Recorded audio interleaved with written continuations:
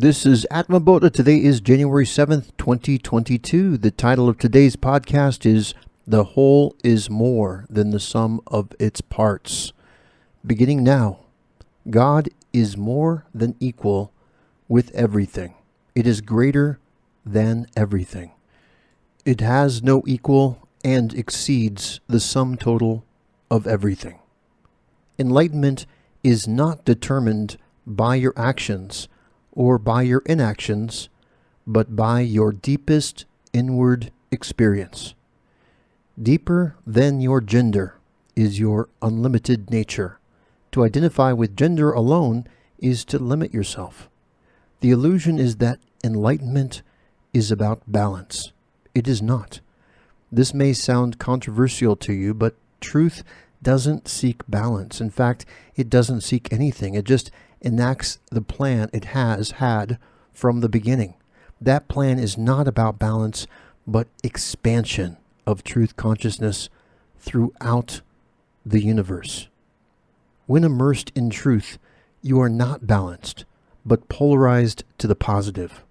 The natural reason for this imbalance is that truth is an unlimited and powerful assertive force, and everything that isn't truth is limited and relatively passive or receptive compared to it. Negativity always loses in the end. Positivity is expanding. We are on the winning side, perpetually. Only occasionally does it appear outwardly that we have lost a battle, but we always win the wars. The reason the whole is greater than the sum of its parts is that love and truth are infinite. The other parts are not. All physical reality is subject to limitation by its nature. Therefore, when you choose the side of limitlessness, you are always on the winning side. This is the ultimate entertainment. Our side is not about balance, but winning. This is because truth is the ultimate champion. You are never alone. All-pervading truth is always on your side. It is there to help pick you up when you fall. The only question you should be asking is, which you is you? When you find the right answer, then the daily task is to be that person, not your shadow self. Nothing can exist without truth. No one can even think even a thought that is not a thought that truth gives you the capacity to think.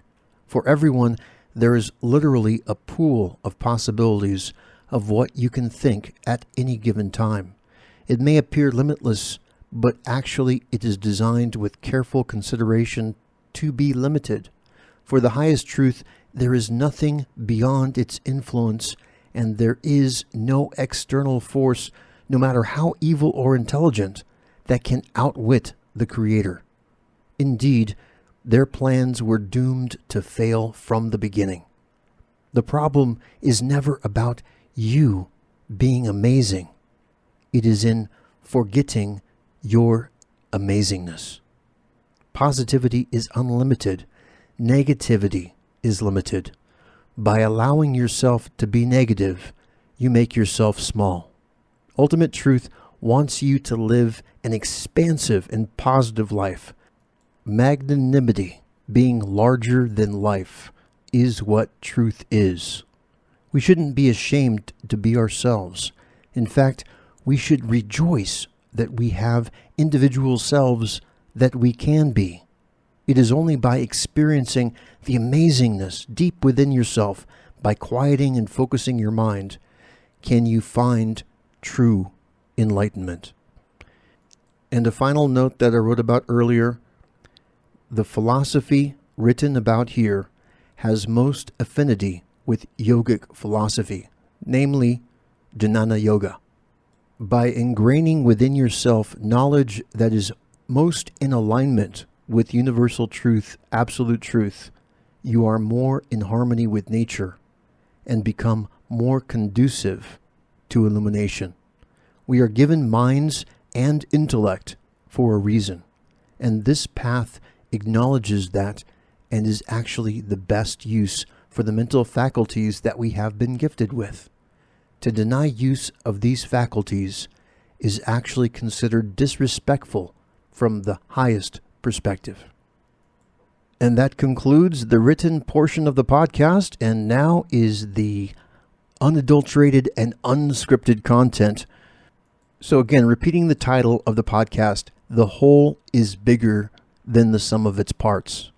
And this is huge. When you properly understand this and understand the reason why this is true, it blows your mind, and it makes you so grateful to be in your body and to have this blessing of your senses and your mental faculties and your mind, because without them, you cannot even begin to comprehend the wonderfulness that is around us all the time. But let's just look at that for a second. The whole is bigger than the sum of its parts. What does that mean? That means that if you add up everything in the physical reality and biological reality, all the billions of people, all the countless grains of sand on all of the beaches of the earth, which, by the way, is less in number than the stars that are in the sky. So if you can imagine the vastness of the physical universe that we're in right now, and just know that no matter how big that is, the ultimate is even bigger than that. The ultimate truth, the absolute truth, is even more vast. In fact, it's so vast, it's infinite.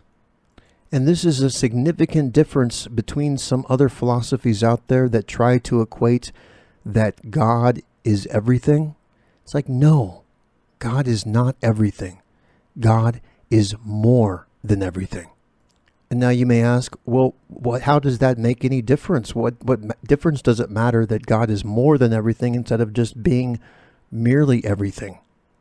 Well, the reason why it's important to grasp this concept is because negativity and evil are limited. They are completely limited. There's nothing unlimited about that. So logically then, if you can make the rational deduction, you know that the power of this objective ultimate truth is far beyond the power of any evil or force of darkness that you can encounter on earth. It also tells you that the power of goodness is unlimited, or the power of evil is limited. And so that should give you hope. That should give you confidence that you can have that strength behind you. That unlimited force is on your side, and nothing can stop you. So that is the nature of the spiritual hierarchy. I know hierarchy, the word hierarchy, has gotten a bad rap because of the earthly connotations of oppression and having a tyrant on top, or at the very least having people on top that do things for power alone and to subjugate others. And that is not the definition of hierarchy on the highest level. On the highest level, it just means that when the closer you are to the top, the more unlimited you are. And the more unlimited you are, the more power you have. And it is only the self-limiting perceptions that keeps evil at bay and limits their influence. And it also means that to be unlimited, you must be good. You must have a positive outlook. If you don't have a positive outlook, you're limiting yourself. You are literally kicking yourself. You are putting yourself in bondage by having a negative, pessimistic attitude. Immortality does not exist for pessimists. Unlimited power is beyond the reach of anyone or anything that seeks to use it for evil, or to oppress others, or to control others, or to limit the free will of others, or to prevent the potential of others. Those that stand in the way of that are limited. And this is just the best news ever. If you can really incorporate this into your being, you should know that this is so powerful. Let's go over another quote from the reading. Enlightenment is not determined by your actions or inactions, but by your deepest inward experience. What does that mean? That means that unlike how many religions claim that certain actions that you do are a sin, let's say it's to drink alcohol, or to do drugs, or to do extramarital sex, or to do any of a myriad of actions that are considered to be sinful. Well, the thing about, from the ultimate truth's perspective, it's not the actions that you do that limits you. It is the experience that you have when you do them. So in other words, if you can come from a place free of desire in yourself, you can pretty much do anything that you want because you don't have that incompleteness that is holding you back. This whole Enlightenment mentality is about removing limits, which I've reiterated again and again because that's just how important this is. It's about removing limits, removing your limitations. And when you have that feeling of bliss and love with you all the time, then there's no action that you can do. I mean, within reason, obviously, because everyone on this path, you want to protect the weak and the oppressed, and you want to avoid harming other people. But if you are going to war, I mean, there's exceptions for that, obviously. In war, people die, and that's a whole other topic. Let me briefly relay a parable, an old story, of a Zen master and his disciple.